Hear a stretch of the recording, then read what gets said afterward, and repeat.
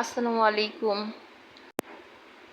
SSC পরীক্ষার্থী 2026 syllabus আলোচনা, বিষয় গণিত, প্রশ্নের ধারা।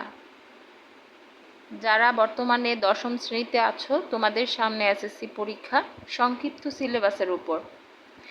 এবার কিন্তু এসএসসি পরীক্ষায় গণিতে পাশ করা খুবই সহজ, এমনকি A+ পাওয়া খুবই সহজ। পূর্বে পরীক্ষায় কিন্তু আমরা পরিসংখ্যান থেকে 2টি আসলে 2টি দিতে পারতাম না। এবার আমরা 2টি প্রশ্ন থেকে 2টিই দিতে পারবো। আর সকল শিক্ষার্থীদের জন্য পরিসংখ্যান সাবজেক্টটা খুব সহজ। আগে আমাদের 7টা সৃজনশীল দিতে হতো, আর এখন দিতে হবে 5টা। সংক্ষিপ্ত প্রশ্ন আসবে 15টি, দিব 10টি, এখানে পাবো 20।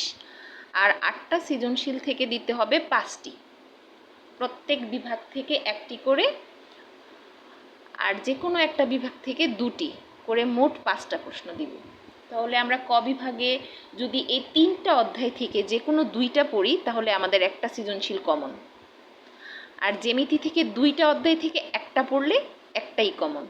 ত্রিকোণমিতি অথবা পরিসংখ্যান 2টা অধ্যায় থেকেই আসবে, আমরা যে কোনো একটা পড়বো তাহলে একটা কমন। আর পরিসংখ্যান পড়লে 2টা কমন। তাহলে আমরা পরিসংখ্যান করে দিতে পারবো, পরিসংখ্যান করে কয়টি দিতে পারবো? 2টি। আর যদি যারা ত্রিকোণমিতি পারে তারা ত্রিকোণমিতি করবে, যারা পরিমিতি পারে তারা পরিমিতি করবে। আর জ্যামিতি যে কোনো একটা অধ্যায়, যেমন ধরো 7।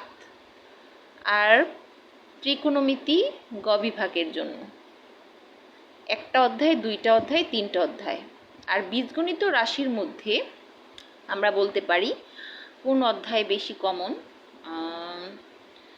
এই 2 নাম্বার অধ্যায় সেট, যেটা সহজ সবার জন্য, বীজগণিত সূত্র থেকে ভিন্ন, সহজে পারা যায়। এই 4টা অধ্যায় পড়ে আমরা A+ অথবা এসএসসিতে পাশ করতে পারবো ইনশাল্লাহ।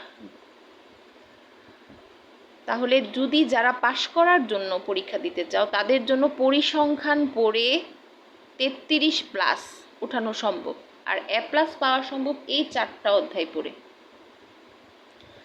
এই 4টা অধ্যায় পড়লে আমরা এবার এসএসসি পরীক্ষাতে A+ পেতে পারবো। ধন্যবাদ সবাইকে।